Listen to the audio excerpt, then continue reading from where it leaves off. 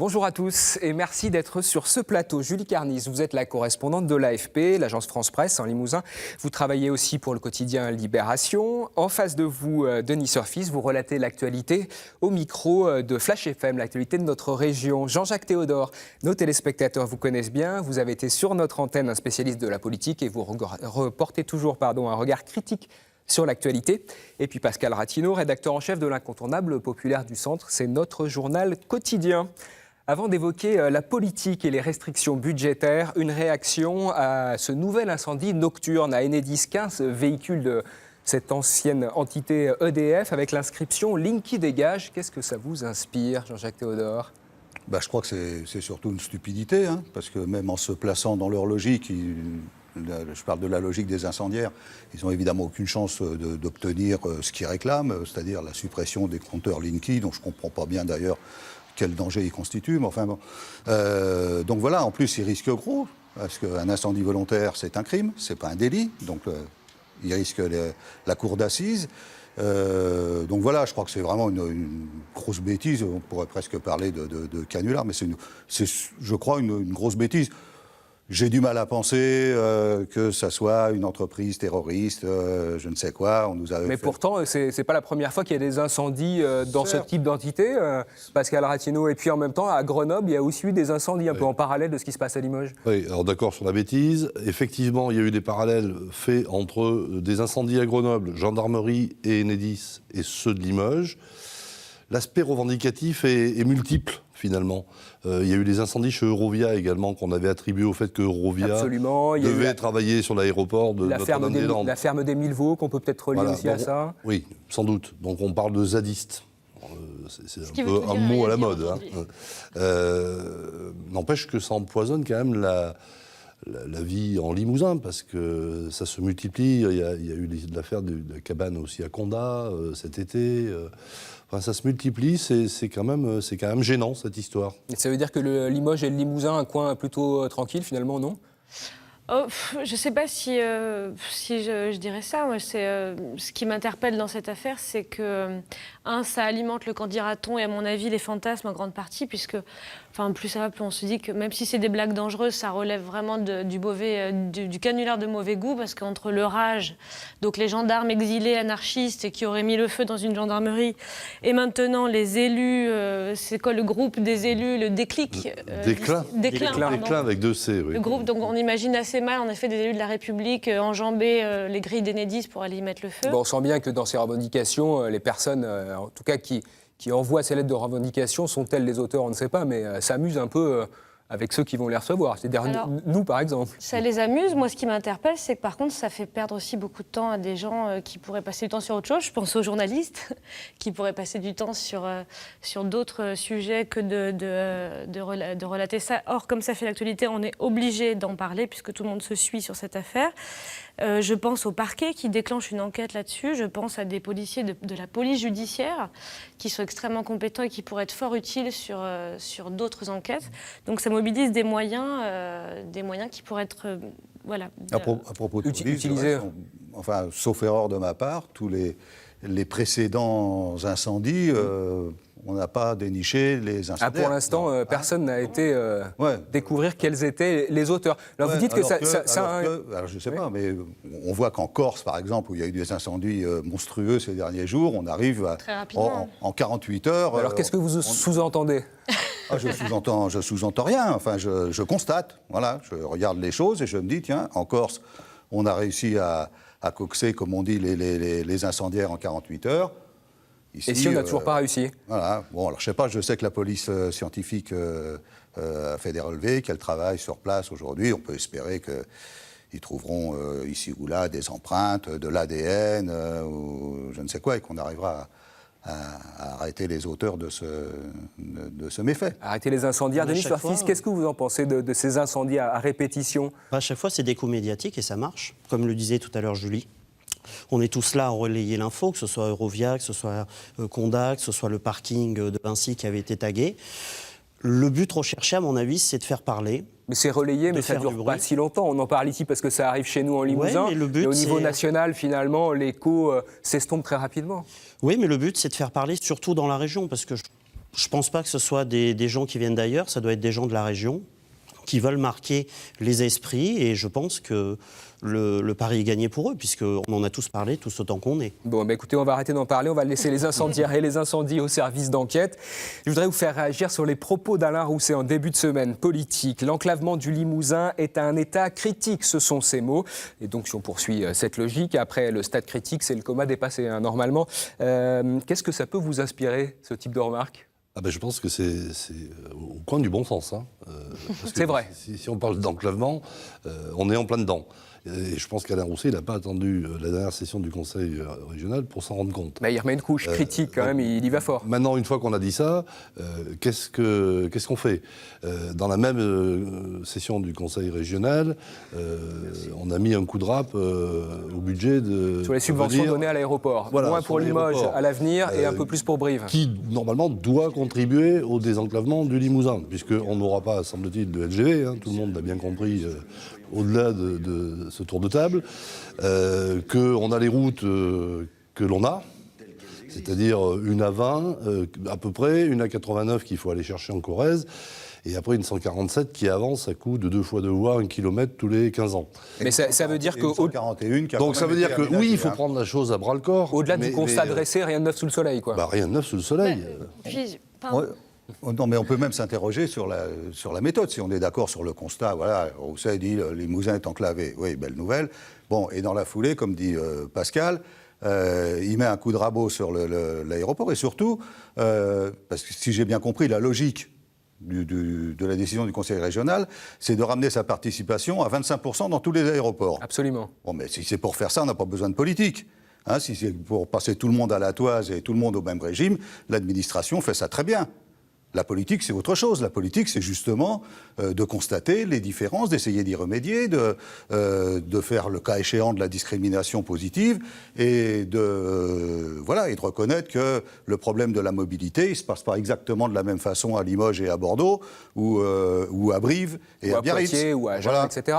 Mais on peut reconnaître aussi que pour désenclaver le Limousin, peut-être que l'aérien, ce n'est pas forcément la première solution quand même. Le train et la route... Oui, mais enfin, ça dépend comment on s'y prend. Je rebondis sur ce que dit Jean-Jacques, et je vais prendre l'exemple de Poitiers. Limoges-Poitiers, ça nous parle, puisque ça fait des années qu'on entend parler d'une LGV. La 147. Poitiers est raccordé à la grande vitesse. Peut-être que l'aéroport de Poitiers est moins important à subventionner que l'aéroport de Limoges, qui, lui, n'a pas cette grande vitesse. On peut comprendre qu'à Poitiers, c'est plus facile de prendre le train pour monter à Paris que de prendre l'avion. À Limoges, non. Peut-être que la solution... au moins dans les 10-15 prochaines années, c'est d'avoir de l'aérien qui fonctionne. Et notamment la liaison vers Paris. Enfin, je crois que les avions ne remplaceront jamais les trains quand même. Hein, bien sûr. Voilà, donc la 147, que demande le monde économique ? Le maire de Limoges sur la 147, il a proposé, plutôt que ce soit l'État qui la fasse, de la confier au privé, cette liaison. Vous en pensez quoi, Denis ? Je suis pas sûr que... si c'est le seul moyen de trouver de l'argent, pourquoi pas ? Parce qu'on a un stade, de toute façon, où rien n'avance. Donc pourquoi ne pas le confier au privé ? Avec une route et un péage. Le privé, il trouve un intérêt. Est-ce que le privé va se précipiter sur la proposition ? Oui, voilà. Ça, c'est la vraie question. Je crois qu'ils ont déjà été échaudés un petit peu avec la 89. Hein, je crois qu'ils ne gagnent pas d'argent avec ça. Donc aller faire une autoroute entre Limoges et Poitiers, je ne vois pas bien l'intérêt... économique, Vinci ou je ne sais qui. Ça veut dire que ça ne va pas prendre cette idée de confier ça à du privé ? Alors, si ça prend, tant mieux, bravo. L'idée d'Émile Roger-Lamberti est aussi, paraît-il, partagée par Alain Rousset, puisque dans une même réunion, ils étaient à peu près les deux seuls à être d'accord là-dessus. Vous en avez entendu parler ?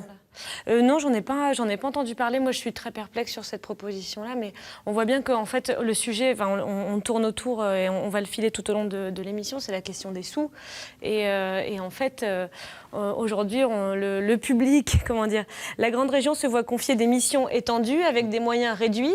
Et Rousset, d'ailleurs, en a parlé dans un déplacement sur autre chose là-bas vers Bordeaux, où il évoquait la déconnexion entre Paris et la province.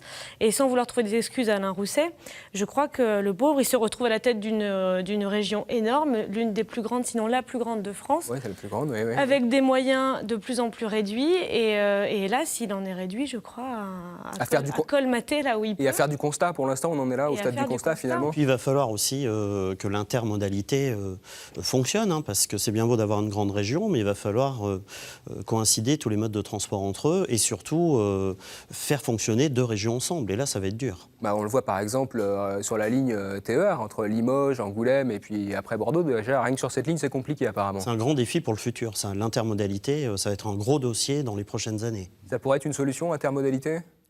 Sans doute, ça peut être une solution, mais le problème central, le problème cardinal, c'est quand même l'axe ferroviaire entre Paris et Limoges. Ah ben, j'ai une solution pour ça. Dans cette problématique de transport, il y a un nouveau venu, s'appelle l'Hyperloop. C'est un train électromagnétique avec des grandes promesses. D'abord, on écoute un extrait de reportage et après, on verra si vous vous placez du côté des sceptiques ou des laudateurs. Devinez.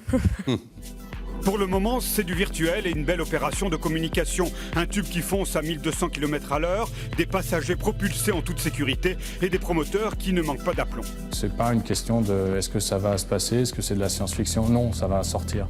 Des tests ont bien été effectués dans le désert du Nevada et un centre de recherche va être construit à Toulouse. Toulouse, finalement, c'est à côté de Limoges, qui n'a toujours pas son TGV. Alors, pourquoi ne pas rêver ? Alors, avenir technologique pour les uns, gadget de science-fiction pour les autres. Jean-Jacques, on a compris de quel côté vous penchiez. Julie, qu'est-ce que vous en pensez de ce projet ? Moi, je me mets dans le camp de Jean-Jacques. Et de toute façon, dans l'immédiat, en plus, tu le disais très bien il y a quelques minutes, c'est qu'il y a des enjeux qui se placent maintenant, là, dans les 10 prochaines années. C'est pas dans 15 ans qu'il faudra proposer une solution de désenclavement au Limousin, ou alors il sera trop tard. Et encore une fois, bon, c'est très bien qu'il y ait un centre de recherche à Toulouse sur ce sujet, mais ça sera probablement de l'aménagement porté par le privé, encore une fois, si ça devait exister. Donc c'est pas pour tout de suite, et vous n'y croyez pas. Le Limousin priorité. Pascal Ratino, le POCU a fait une grande une justement sur l'Hyperloop. Vous êtes intéressé à cette question.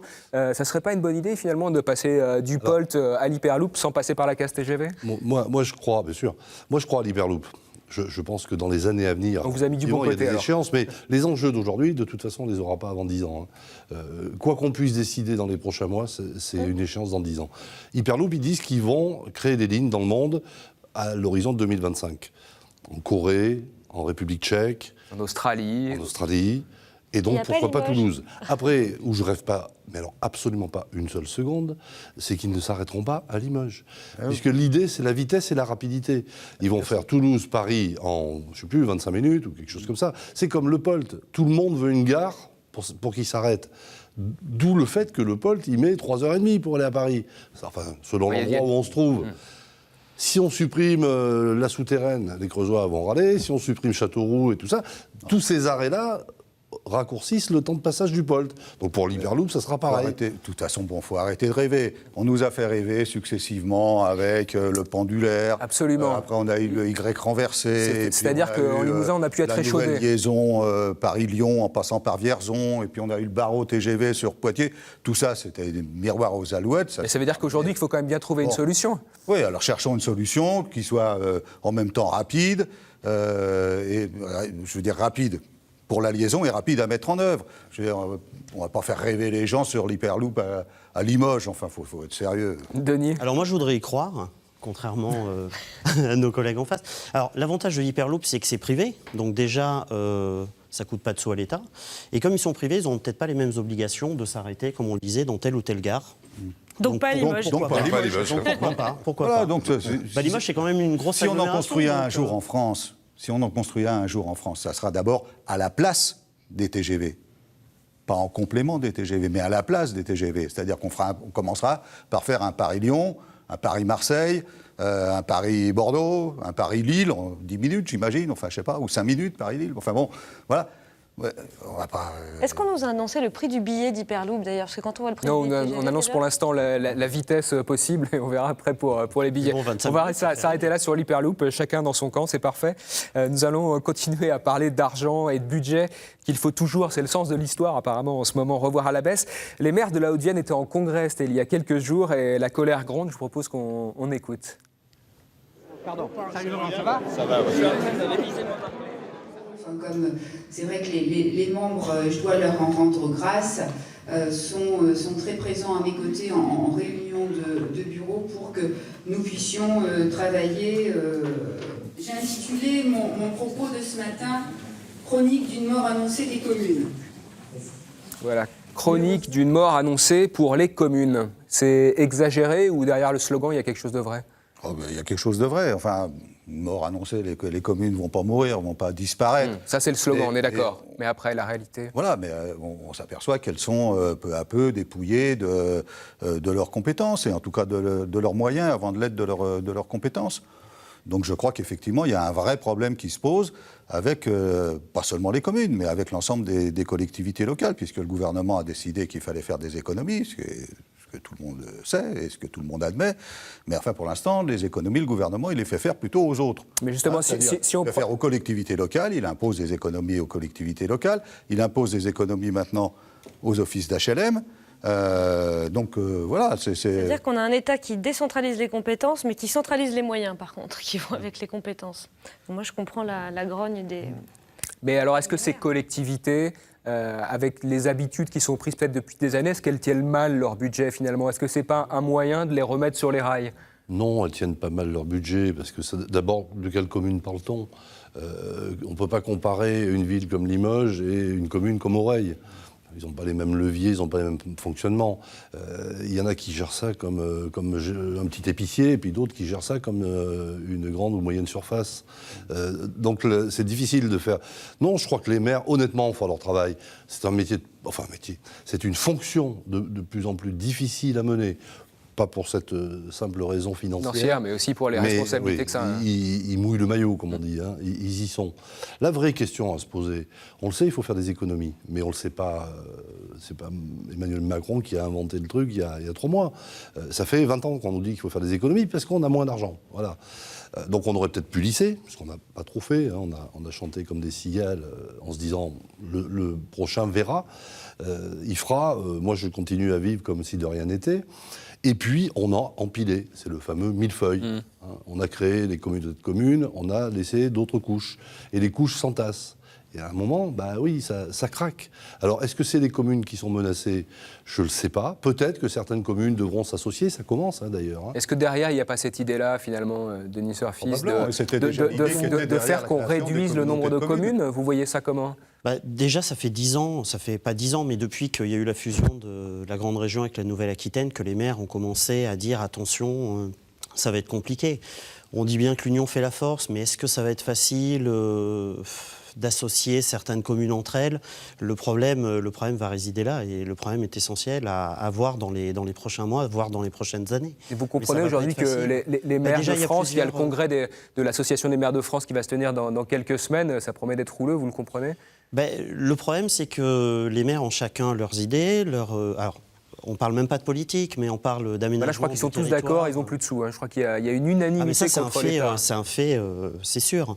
Mais maintenant, il va falloir en trouver d'autres. Et le problème, c'est que chaque commune va défendre sa commune, quoi. Donc maintenant, ça va être un petit peu, même si tout le monde veut s'unir, ça va être un petit peu du chacun pour soi dans les prochaines années. Vous craignez finalement que ça dresse des communes les unes contre les autres ? Je pense, oui. C'est ce que j'allais dire. Il y a presque derrière aussi une petite révolution intellectuelle à faire en France. C'est pas forcément dans les pratiques. L'union des communes, quoi qu'il arrive, je pense qu'il y a des petits changements de logiciel à faire dans certains secteurs. Ouais. Ce qu'on entend... Il y a du ménage à faire déjà, effectivement, comme le disait Pascal tout à l'heure, dans la répartition des pouvoirs entre les communes et les intercommunalités. Alors, on voit bien ce qui se passe ici.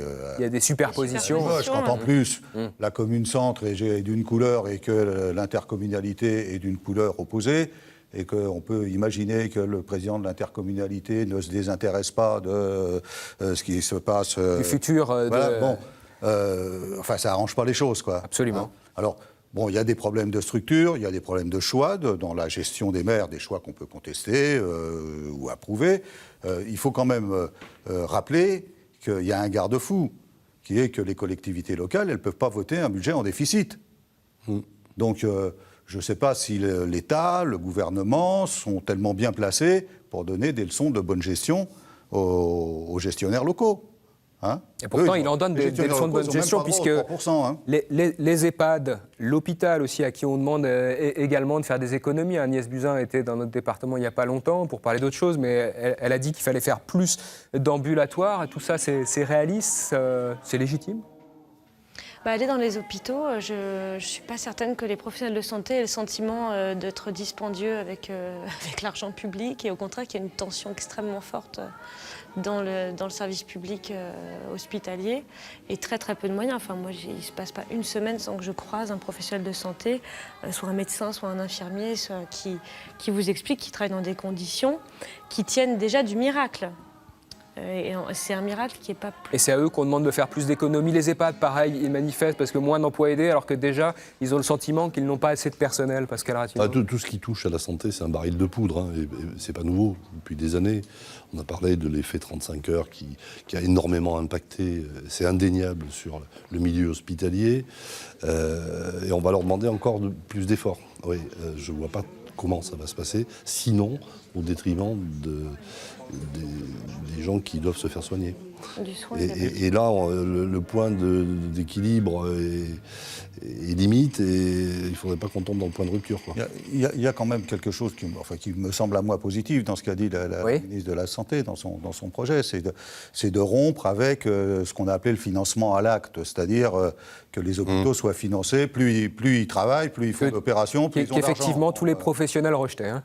Oui. Donc je pense que si effectivement on arrive à rompre avec cette logique-là et à financer les hôpitaux selon un autre système, alors bon, on dit ça sera suivant l'efficacité, bon, alors tout ça peut-être très subjectif, mais on sait que le financement à l'acte, c'était pas une bonne solution. C'est pas une bonne solution parce que ça fait marcher un hôpital comme si c'était une entreprise. Or un hôpital, c'est pas une entreprise. Voilà, c'est un service public. Ça marche différemment. Julie Carnis, vous travaillez sur le centre expérimental autisme, en ce moment, c'est une structure qui est unique en son genre à Limoges, mais qui elle aussi est menacée à cause de la baisse des dotations, c'est ce qu'on vous a expliqué ? Oui, alors c'est un projet pilote qui avait été lancé par, en tout cas fortement soutenu par l'ARS Limousin à l'époque. Vous allez voir, ça va recroiser plein de sujets qu'on évoque depuis tout à l'heure. Tout est transversal. Oui, tout à fait. Qui a été lancé il y a 2 ans comme un projet pilote qui se donnait pour ambition de démontrer qu'il était possible de faire des diagnostics extrêmement précoces sur les TSA, troubles du spectre autistique, puisqu'on sait aujourd'hui que ça recouvre des réalités très très diverses. Mais ce qui veut dire, c'est qu'on a quelque chose qui pourrait fonctionner, enfin qui fonctionne depuis quelques années et qu'on va l'arrêter. Là aussi, c'est un problème d'argent ? On ne va pas l'arrêter, c'est que c'était un dispositif qui était fortement financé, qui devait essaimer, qui devait être un modèle dans son genre et peut-être produire des effets ailleurs en France. Donc le Limousin était là, pilote et exemplaire. Et aujourd'hui, il est question, même si rien n'est officiel pour l'instant, de supprimer une partie de son budget au nom de l'égalité territoriale. Et ça serait l'argument donc, de l'ARS Nouvelle-Aquitaine. Donc c'est encore la péréquation, on met tout le monde... pas de péréquation, au contraire, on met tout le monde au même niveau. Voilà. Une même toise pour tout le monde. Alors, il faudra dire ça à un parent sur 3 des enfants qui sont accueillis dans ce centre, puisque 1 sur 3 serait éjecté du dispositif dès janvier. Alors, le gouvernement fait des propositions pour l'avenir. Vous parliez de ce que disait Agnès Buzyn pour la fin de la tarification à l'acte, mais pour l'instant, elle demande surtout des économies. C'est quoi la trajectoire de ce gouvernement après tout ce qu'on vient d'évoquer ? C'est de baisser les déficits au maximum pour être présentable devant l'Europe. Mais là aussi, c'est pas nouveau. Alors on y va un peu à marche forcée. Mais peut-être que si on y avait été plus tôt, ça serait moins à marche forcée aujourd'hui. Mais je crois qu'on a vécu au-dessus de nos moyens pendant des années. Maintenant, on paye un peu l'addition. Le réveil est un peu douloureux. Alors on verra si le gouvernement a eu raison. Il faut laisser du temps à ça. On verra s'il y a le résultat. S'il n'y a pas le résultat, là, on pourra taper à bras raccourcis sur la méthode. Et sur le peu de résultats. On n'en est pas là. Mais la France a besoin de se réveiller un matin avec une meilleure santé financière. Est-ce que vous trouvez normal qu'après 6 mois passés dans une année calendaire, le pays vive à crédit ? Est-ce que ça peut durer indéfiniment ? Donc là, on est dans les promesses présidentielles, déficit national en dessous de 3%. Et donc on suit cette ligne. Eh ben, on voit par exemple les contrats aidés. Ça va faire une super économie pour le gouvernement. Ça met en difficulté beaucoup d'associations, même tout à l'heure on parlait des Mais finalement, est-ce que c'est une bonne chose, puisque c'était la promesse présidentielle, ces fameux 3%? Alors une bonne chose, Pas pour ceux qui travaillent dans les associations, qui sont dans les EHPAD, qui déjà travaillaient à flux tendu et qui vont se retrouver en difficulté dans les prochaines semaines, quoi. Les 3%, c'est l'objectif annoncé. C'est pas, je veux dire, Macron, il ne s'était pas engagé sur les moyens. Dans la campagne, il n'a pas dit on va supprimer les emplois aidés. Hein. Enfin, ou alors ça m'a échappé. En tout cas, je pense qu'aujourd'hui, l'opinion elle est en attente du revers de la médaille, du versant, espérons, positif de la médaille, qui est que le gouvernement aujourd'hui dit on supprime ces emplois qui sont en fait des emplois maintenus en état de vie artificiel quasiment, et derrière, on va mettre des moyens très très puissants sur la formation, l'insertion, sur les métiers du futur. Pour l'instant, on est dans les économies et il va falloir attendre et faire un nouveau club de la presse pour parler de la suite. Pourtant, il y a du service après-vente de la part du gouvernement. Je l'ai évoqué dans le début de cette émission. Emmanuel Macron est venu en Limousin. On a eu aussi le Premier ministre. Comment vous expliquez cette venue sur place? Justement, c'est pour essayer de convaincre? Faut bien qu'il fasse le travail, parce que ce n'est pas les militants de La République En Marche qu'on voit beaucoup. Donc, moi, je crois qu'il y a un rééquilibrage. Ce gouvernement passe pour un gouvernement de droite. Emmanuel Macron semble vouloir faire une politique plutôt de droite. Et je crois qu'il y a une consigne. Ils ne l'avoueront jamais, mais il y a une consigne d'aller dans les départements de gauche, et pour montrer que voilà, on n'est pas que de droite, on est un peu de gauche aussi. Donc il faut aller labourer le terrain. Ouais. A priori, ça ne prend pas. Jean-Jacques Théodore, vous le disiez, effectivement, les députés de La République En Marche qui sont présents, on les voit régulièrement, mais finalement, ils s'expriment peu. Oui, je crois que ça tient à l'appareil de En Marche. Il est structurellement conçu comme ça. Il est très centralisateur, très centraliste. Après, moi, je n'avais pas vu cette hypothèse-là. J'aurais dit, par contre, sur le sujet, que regardez bien, on voit beaucoup, en effet, du service après-vente, mais que sur des tragédies locales, quand même. Sur le président qui va à Égletons, où le BTP va très mal, où les collectivités ne peuvent plus investir, et où il n'y a pas de cet appel d'air du privé qui pourrait stimuler le bâtiment. Il y croise les GMS qui continuent de secouer un petit peu l'État sur la question de leur département, de l'avenir de leur usine. Le Premier ministre et la ministre de la Santé viennent pour parler quoi? Désertification médicale. On ne vient pas inaugurer des start-up quand on vient apparemment en Limousin, quoi. Eh bien, c'est sur cette note extrêmement positive que nous allons finir ce dimanche en politique. J'espère que le prochain, on pourra évoquer des sujets un peu plus flatteurs. Je vous remercie en tout cas à tous les quatre. Nous arrivons au terme de cette émission.